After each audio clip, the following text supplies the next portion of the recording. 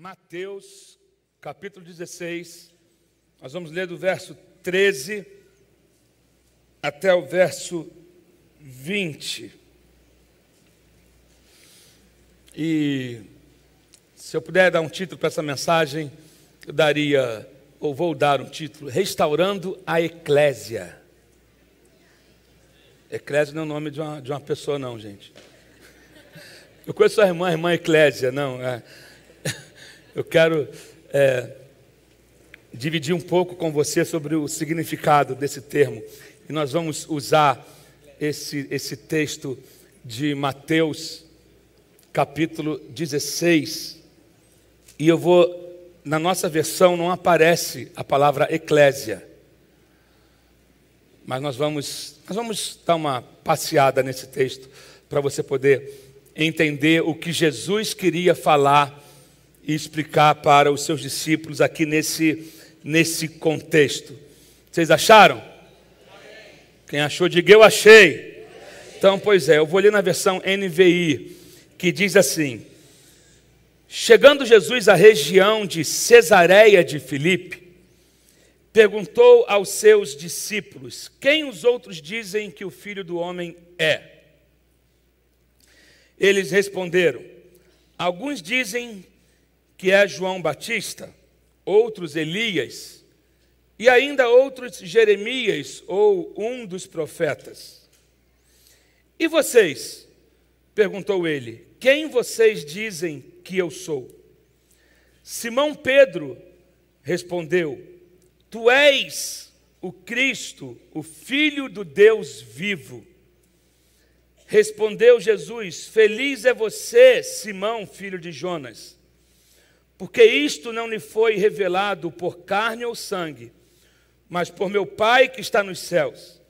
E eu lhe digo que você é Pedro, e sobre esta pedra edificarei a minha igreja, e as portas do Hades não poderão contra ela, ou não poderão vencê-la.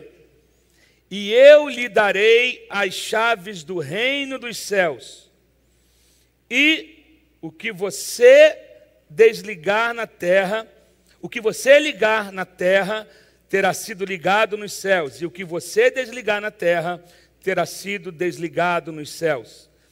Então advertiu a seus discípulos que não contassem a ninguém que ele era o Cristo. Aqui nós estamos vendo, Jesus fala que estava dando as chaves a Pedro, mas depois lá no capítulo 18, ele repete isso e fala que ele estava dando isso aos discípulos. E nós vemos nesse texto, Jesus queria saber o que estavam falando, comentando a respeito dele. O que estão dizendo por aí quem eu sou? Qual é o comentário que vocês estão ouvindo a respeito de mim? E você sabe, dizem que o Senhor é Elias, dizem que o Senhor é João Batista, ou Jeremias, ou um dos profetas. E vocês que estão andando comigo, e vocês que estão vendo eu fazer o que eu tenho feito, quem vocês dizem que eu sou? E aí rola aquele silêncio, né? Tem sempre aquela dúvida ou aquele medo de responder e não ser verdade. Você já teve situações assim, onde você faz aquelas perguntas de pegadinha, aí de repente você fica assim, aí alguém responde na tua frente e você fala: eu sabia que era isso, mas fiquei com vergonha de responder, né? E Pedro, como sempre, Pedro, o ousado Pedro, ele não tinha problema, ele falava mesmo, nem que ele tivesse que ser repreendido, mas ele falava. Deixa cair, mas está tudo certo aí. Vamos assistir a mensagem. Pedro disse: tu és o Cristo, Filho do Deus vivo. Pedro vai e faz uma confissão. E certas coisas na nossa vida começam com convicção e com a confissão. Quando você está convicto de algo, a convicção te leva à confissão. Amém? Pedro estava convicto de que Jesus era o Filho de Deus, e porque ele estava convicto disso, a convicção dele levou ele a confessar isso. Tu és o Cristo, tu és o Filho do Deus vivo. E porque Pedro fez essa confissão, Jesus vai e revela quem Pedro é. Quando você confessa quem Deus é, Deus revela para você quem você é. Oh, meu Deus. Você confessa quem Deus é. Deus fala, porque você me confessou, você é isso. Eu vou fazer de você isso. Você sabe? Pedro tem a ousadia de confessar. Então ele teve o privilégio de receber. Quando você tem a ousadia para confessar, você tem o privilégio para receber. Pedro recebeu a palavra de Jesus dizendo, e tu és Pedro. E esse termo aqui, Pedro, é Petros, que significa um pedaço de rocha ou um fragmento de rocha, e sobre esta pedra, aí aqui já usa o termo Petra, que significa grande rocha, porque Jesus é a rocha. Jesus é o fundamento. Ele fala, tu és fragmento de rocha, e sobre esta grande rocha eu edificarei. E aí é que está, aqui aparece o termo igreja, mas no termo original, no grego, aparece a palavra eclésia, e sobre esta rocha eu edificarei a minha eclésia. E aí muitos pegam um termo que tem a ver, não está de todo errado, que fala, eclésia, chamados para fora. Ok, é isso, mas é mais profundo ainda. E a igreja precisa ter o entendimento do que é ser eclésia.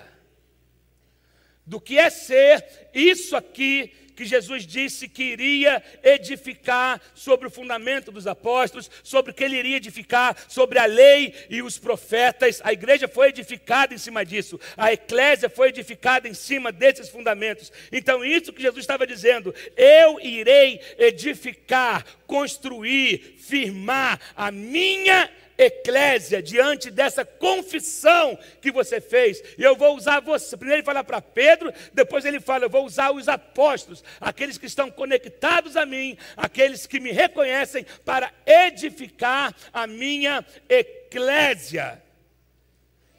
O termo usado aqui, como eu falei, que vem do grego, a eclésia significa assembleia convocada. Assembleia convocada. E se você quiser anotar, é muito interessante você pegar algumas notas, vale a pena. E quando Jesus disse isso, ele não se referia à igreja como um prédio, ele não se referia à igreja como catedrais que nós vemos hoje. Essa questão de igreja como catedrais foi iniciada por Constantino, quando ele dá um palácio de presente a um padre. Então, a partir dali, Constantino queria ter o domínio sobre política e sobre religião. Então ele começa a distribuir palácios para os padres. E aí, dizendo que aquilo era a igreja. Então essa ideia de templos faraônicos e megalomaníacos veio de Constantino e nunca foi algo que Jesus pediu. Tem gente dizendo, eu vou fazer um megatemplo para Jesus. Ele não pediu um megatemplo. Eu vou fazer um templo com a fachada de mármore Carrara, com não sei o quê. Jesus nunca pediu isso. Sim, congregar é bíblico, nós temos que ter um lugar. Mas Jesus nunca pediu mega templos, nem mega estruturas. Isso não é igreja, isso não é eclésia. Isso veio da mentalidade do homem.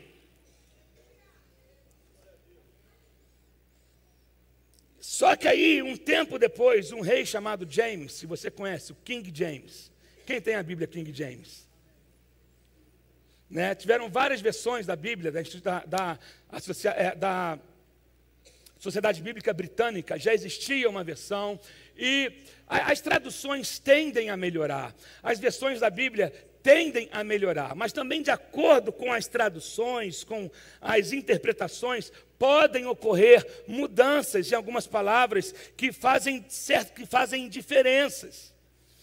O King James, ele decide fazer algumas alterações na tradução da Bíblia que leva o seu nome, que é uma das versões mais utilizadas nos Estados Unidos. Não estou dizendo que a versão é ruim, não, ela evoluiu em muita coisa, ajudou em muita coisa, porém, ele era um rei, ele também queria manter o domínio, ele queria misturar política com o Estado, ele queria exercer o domínio sobre todas as áreas, para ele governar, e ele então, você sabe que Então ele convoca 47 eruditos para produzir uma nova versão da Bíblia. Só que ele pega esses 47 eruditos e ele dá 15 diretrizes que ele queria que fossem feitas. E uma delas foi a seguinte: eu não quero que use a palavra eclésia aonde ela está. Eu quero que use a palavra igreja. Ele não queria que usasse a palavra eclésia como assembleia, uma vez que ia contra a forma episcopal de governo da igreja anglicana. Então ele dá essa ordem. Em vez disso ele disse: vamos usar uma palavra diferente, vamos usar a palavra igreja e não assembleia. E claramente o interesse do rei era manter o governo da igreja em suas mãos, porque, etimologicamente falando, a palavra igreja, ela significa do Senhor. A palavra igreja significa isso, do Senhor. Mas esta foi a tradução errada para a palavra grega eclésia, que Jesus usou aqui em Mateus capítulo 16, porque a essa altura do campeonato aqui com o rei James, igreja havia se resumido num prédio que era controlado pelo clero. Meu Deus. A questão é que o termo que Jesus usou, eclésia, era conhecido pelos discípulos, porque eclésia era que os líderes de uma cidade, ou homens populares de cidades da Grécia, os romanos, os gregos, quando eles queriam decidir algo em relação à cidade, à educação, a comércio, a coisas em relação à sociedade, era convocada uma eclésia, que não se reuniam num prédio, se reuniam nas ruas para decidir destinos, para decidir melhorias, para decidir educação, para decidir estratégia de como a cidade poderia ficar melhor. Você não está entendendo? Jesus chega e fala: eu quero que vocês sejam essa eclésia que vai decidir destinos, mudar decretos, ir para os lugares de decisões, de comando, de governo, de ordem, de justiça social, de princípios bíblicos. É para isso que eu estou levantando vocês, não para erguer catedrais, não para ser um prédio, mas para ser a eclésia, as assembleias. Meu Deus do céu.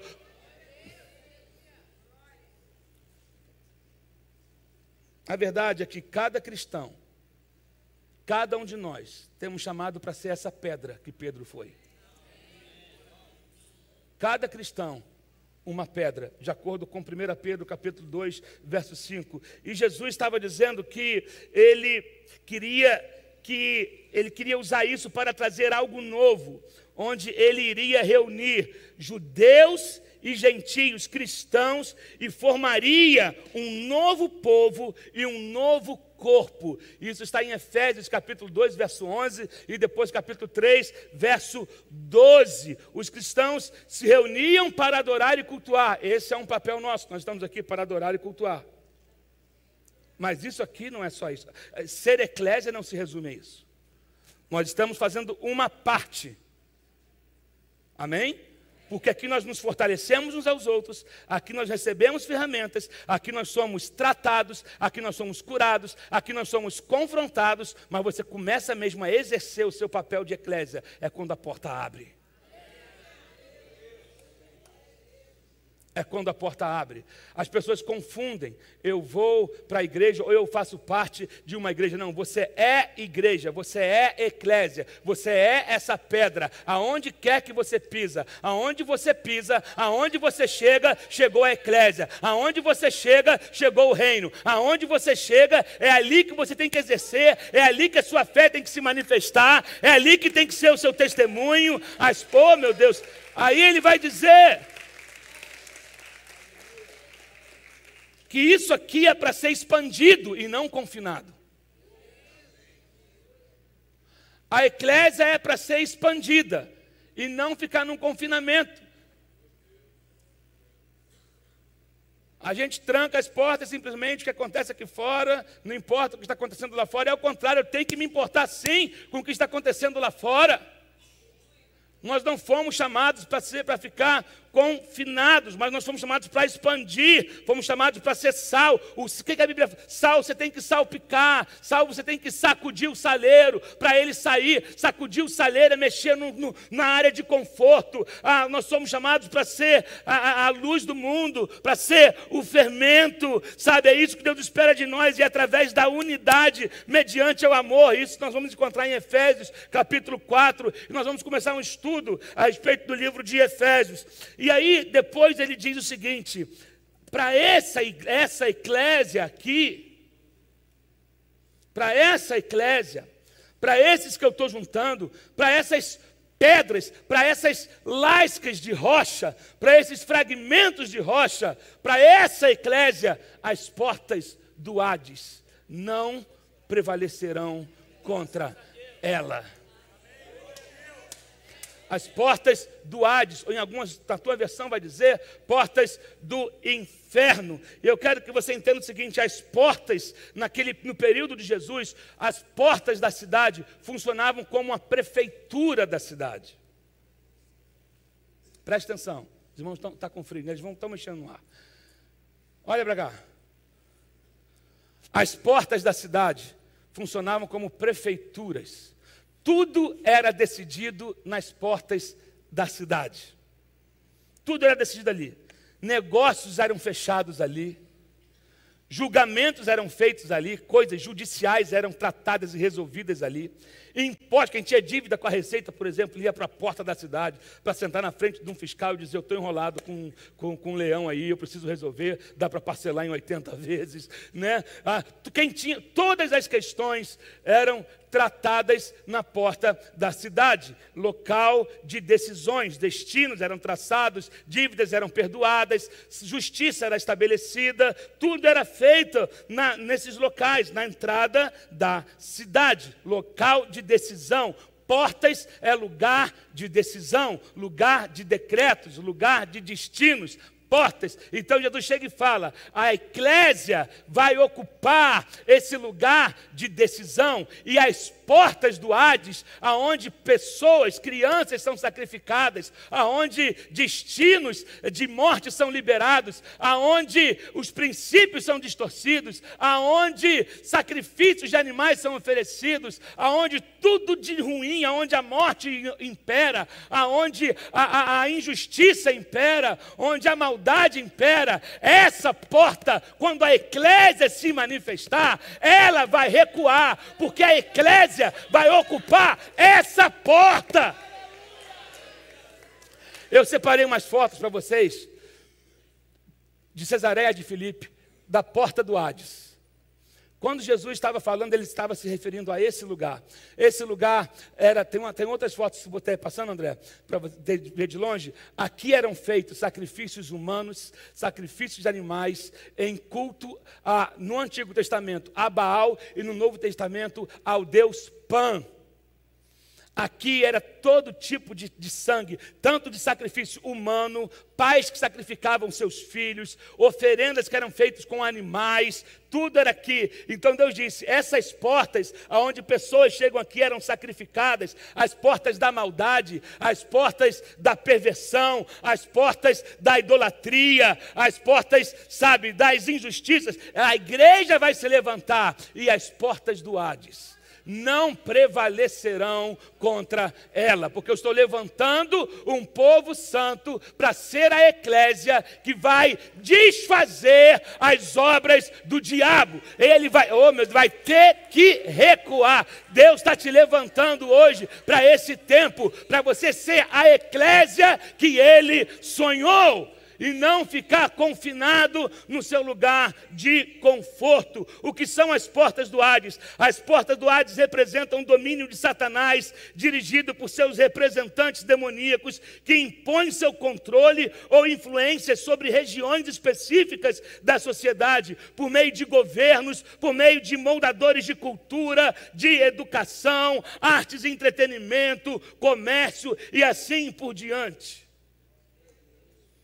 Essas hoje é a porta do Hades que nós temos que nos levantar contra ela.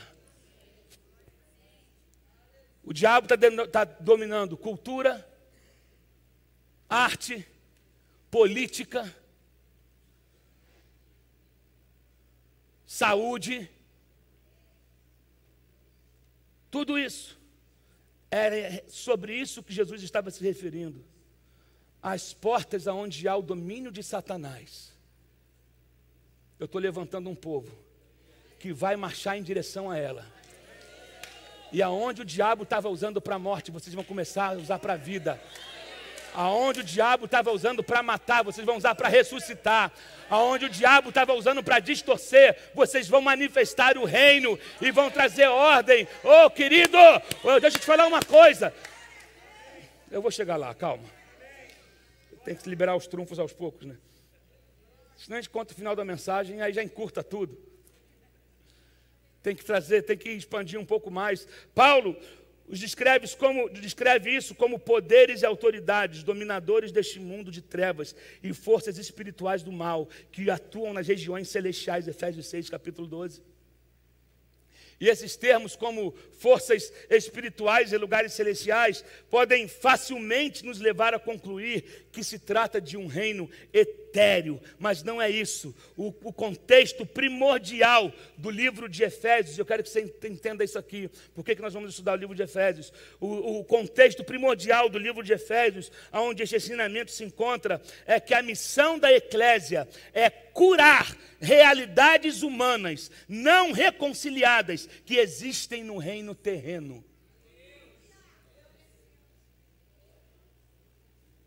Meu Deus, alguém entendeu isso aqui? Deus está nos levantando para curar realidades terrenas. Vamos sair só do Shaganoa, do não sei o quê, do etéreo, porque não é isso. O reino é para se manifestar na terra. Há uma luta sim travada, mas esse resultado nós vamos viver na terra. Nós vamos estabelecer.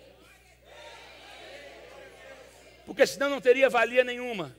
Eu ficar falando de uma luta que só acontece no mundo espiritual se ela não gerar resultados na terra.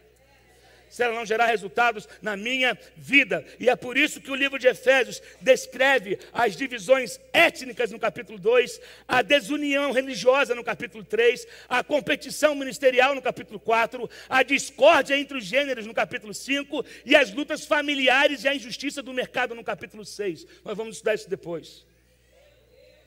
Essas lacunas, elas se refletem como reino espiritual e que determina as relações na terra, uma vez que o próprio diabo é identificado como líder dessa situação toda, sabe? Dessa situação espiritual que está acontecendo em Efésios 4, 26, depois 6, 11, você pode ler. É por isso que é necessário que nós possamos identificar essas lacunas que existem hoje, identificar o que o diabo está fazendo, identificar e não achar que vai ser só no mundo espiritual que isso vai ser resolvido. Sim, a ordem vem de lá, mas quando a eclésia se manifesta, quando a eclésia decide ir, o poder vem.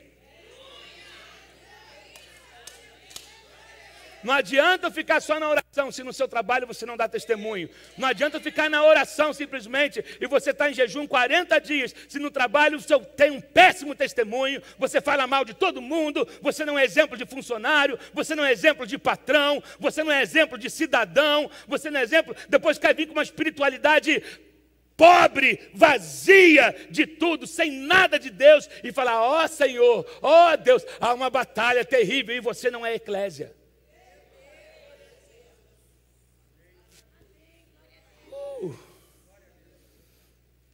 Sabe, estamos muito familiarizados com suas majestades, com suas majestosas palavras de encerramento, quando a gente ouve ali no final do Pai Nosso que diz, porque teu é o reino, o poder e a glória para todo sempre. E essas palavras, elas exaltam a jurisdição de Deus. Porque teu é o reino, o poder e a glória para todo sempre. Mas, no entanto, essas mesmas palavras, elas foram usadas e proferidas anteriormente por Satanás, num cenário bem diferente, quando ele leva Jesus, quando Jesus foi conduzido ao deserto pelo Espírito, e ali ele foi tentado pelo diabo. E o diabo usa essas mesmas palavras com uma intenção contrária. E o diabo levando, lá em Lucas 4, 5 e 6 vai dizer: e o diabo levando-o a um alto monte, mostrou-lhe num momento de tempo todos os reis do mundo, e disse-lhe o diabo: dar-te-ei a ti todo este poder e a sua glória, porque a mim me foi entregue, e dou a quem quero. Por que o diabo disse que a ele foi entregue? Foi entregue por quem? Quando o homem pecou, quando Adão pecou, quando Eva caiu, o domínio que Deus havia entregue ao homem, pela desobediência, o homem vai e entrega ao diabo. Por isso que o diabo tinha para oferecer. E Jesus para ele estava falando: você está com os dias contados. Eu sei que eu entreguei para eles e eles perderam, mas eu vim para pegar de volta e devolver para eles aquilo que você perdeu, que nós perdemos. Jesus veio resgatar. Deus nos deu, nós perdemos. Ele veio, pegou de volta e entregou nas nossas mãos. Jesus veio recuperar e ele completou isso na cruz do Calvário. Na cruz do Calvário, quando ele se entrega e ele se torna o sacrifício perfeito diante de Deus, ali ele consumiu a obra da redenção. Redenção significa comprar de volta, ter a dívida cancelada. Interessante, à noite eu devo falar sobre isso. Restituição tem a ver com bens, mas redenção tem a ver com vida. Você não entendeu? Jesus não veio nos restituir, Jesus veio nos redimir. Porque a vida só Ele pode. Ele veio e Ele pagou o preço da nossa vida. Ele pagou o resgate da nossa vida. Jesus não veio para você só ser restituído do carro que te levaram, do emprego que você teve, da posição que você teve. Querido, isso Ele faz se Ele quiser. Esse não é o maior compromisso dele. O compromisso de Jesus foi eu vim resgatar aquele que se perdeu. Eu vim devolver o domínio. Eu vim devolver a vida. Eu vim...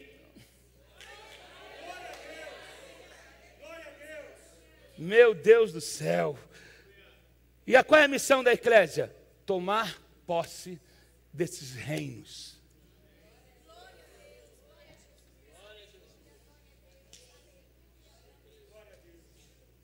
Tomar posse, que se manifestem os escritores, que se manifestem os advogados, que se manifestem os professores, que se manifestem os engenheiros, que se manifestem os policiais, que se manifestem os assistentes sociais, que se manifestem os oficiais de justiça, que se manifestem os artistas, que se manifestem os atletas, que se manifestem os empresários, que se manifestem em todas as áreas, que se manifestem os diplomatas, que se manifestem...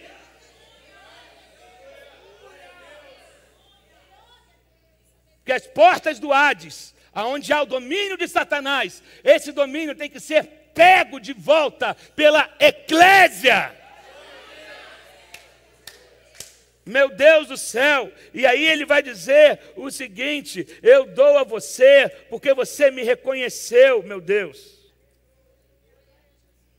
O diabo ficou só com as portas do Hades, mas não ficou com a chave. Porque Jesus depois ele vai lá e ele arranca deles as chaves da morte e do inferno. Falou: você pode ficar com a porta, mas a chave não está com você. Você não entendeu? Porque para Pedro ele disse: eu dou a você as chaves do reino. E o que você ligar na terra será ligado no céu. O que for desligado na terra será... O que Pedro abriu? Pedro abriu as portas da fé. Começou nele, Pedro abriu. Deus deu a ele os princípios de poder. Você vê que Pedro começa a usar essa chave quando ele prega logo após o derramar do Espírito Santo. Porque o Pedro antes do Espírito Santo é uma coisa, mas o Pedro depois do batismo com o Espírito Santo é outra coisa. Quando ele vai pregar, logo após ser batizado com o Espírito Santo, ele lembra, eu tenho a chave. Você tem que chegar no seu lugar de trabalho lembrando, eu tenho a chave. Você tem que lembrar, amanhã você vai chegar lá onde você trabalha, ou hoje lembrar, I have the key, eu tenho a chave. E o que eu... Não vai chegar mais com uma posição de coitadinho, com uma posição de sobrecarregado, com uma posição de coitadinho, estão judiando de mim. Ah, como eu sofro aqui. Não! Você é pedra! Você está... Repita comigo, eu tenho a chave. Eu tenho a chave. Os judeus conheciam esses termos porque os seus rabinos falavam com frequência de ligar e desligar. Ou seja, na cultura judaica o ligar significava ligar e desligar, proibir e permitir. Isso era o que os discípulos entendiam, porque os rabinos falavam muito sobre isso. Então a afirmação de Jesus, de Mateus 16, 19, refere-se a Pedro. Mas a sua declaração em Mateus 18, 18, inclui todos os apóstolos, todos aqueles que seriam alcançados. E nós nos incluímos aqui. Então, como representantes do Senhor, os apóstolos iriam exercer a autoridade de acordo com a sua palavra. Então é muito importante ressaltar que os verbos gregos aqui em Mateus 16, 19 são extremamente importantes. E deixa agora, guarde isso aqui. E preste atenção. Jesus não disse que Deus obedeceria a tudo o que fizessem na terra. Mas sim que deveríamos fazer na terra tudo o que Deus já havia determinado. Não acha que o fato de você ter a chave é você dar ordens em Deus?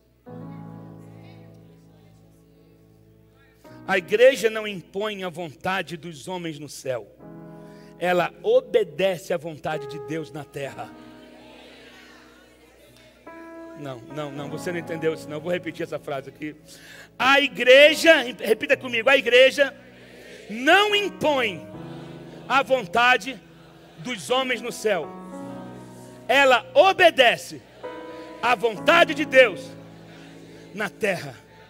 Portanto, meus queridos, as portas do Hades são uma realidade nos reinos celestial e terrestre. E nós fomos chamados para ir contra essas portas, tirar os cativos, remover decretos, trazer o céu e dizer, assim diz o Senhor, eu estou entrando, a eclésia, a convocação, a assembleia dos santos tem que se manifestar nos lugares de influência, na cidade, nos bairros, nos condomínios. Chega de ficar confinado, é hora de mostrar a cara. Igreja, mostra a tua cara. IPAM, mostra a tua cara. Crente, mostra a tua cara. Sai do seu lugar de conforto. Mostra, a gente canta, Brasil, mostra a tua cara. IPAM, mostra a tua cara.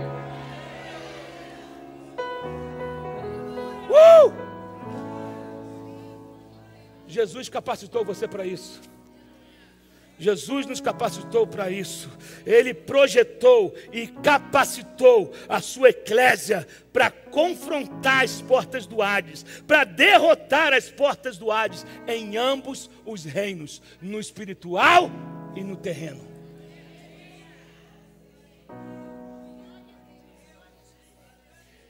Quem entende isso não tem tempo para frescura. Quem entende isso não fica disputando o púlpito, nem a escala de domingo.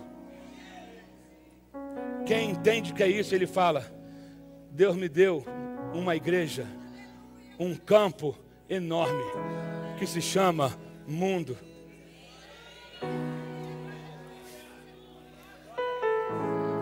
Tem gente que tem igreja de 20 mil membros e acha que está bombando. Tem um mundo com milhões perdidos. Tem uma igreja muito maior. tem um povo muito maior, muito mais numeroso para ser ganho lá fora. Então, querido, eu não quero te prender e te deixar confinado nesse lugar. O teu chamado é para você ser salpicado nessa sociedade, para chegar aonde o diabo tem dominado. Tu vai chegar dizendo: perdeu.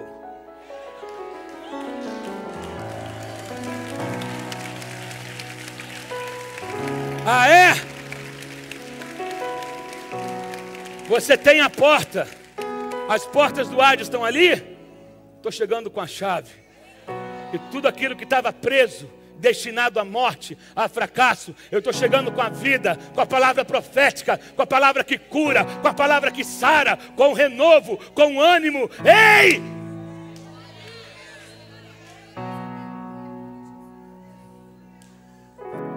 Meu Deus.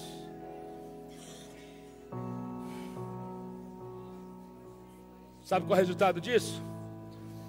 O resultado disso é uma mensagem que não é meramente pregada com palavras, mas ela é colocada em evidência através de atos. Por isso que o livro de Atos é chamado Atos dos Apóstolos, mas na verdade ele poderia ser chamado Atos do Espírito Santo através dos apóstolos. Porque não é o que o homem faz, é o que o Espírito Santo fazia através deles. Você só é fragmento de pedra, mas sobre esta rocha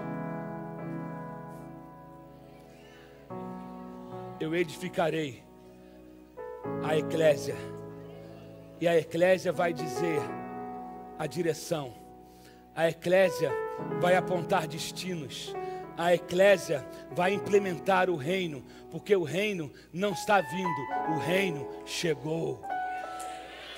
Você não está entendendo. O reino não tá, Jesus vai voltar, deixa as coisas do jeito que está. Não, o reino chegou. O reino, ele disse, o reino chegou e está entre vós. Então, querido, lembra, você é mais do que igreja, você é eclésia. Entende o que Jesus queria dizer? Sobre essa rocha eu edificarei a minha eclésia. É aquela assembleia, como os gregos se reúnem para decidir os destinos dos lugares que eles dominam. É para lá que a eclésia vai, para esses lugares onde o diabo está querendo arrastar para o inferno, para o Hades. Vocês vão lá e vão manifestar o reino e vão arrancar os cativos, porque o Espírito Santo está sobre mim e Ele me ungiu para levar boas novas aos cativos, para resgatar os oprimidos, e trazer alegria sobre aqueles que estão de luto. É para isso, Jesus disse que essa palavra se cumpriu nele, mas hoje ela se cumpre em nós, porque o mesmo Espírito que esteve sobre Jesus é o que está sobre a igreja, sobre a eclésia. Hoje vai ficando em pé no seu lugar, em nome de Jesus, nessa manhã.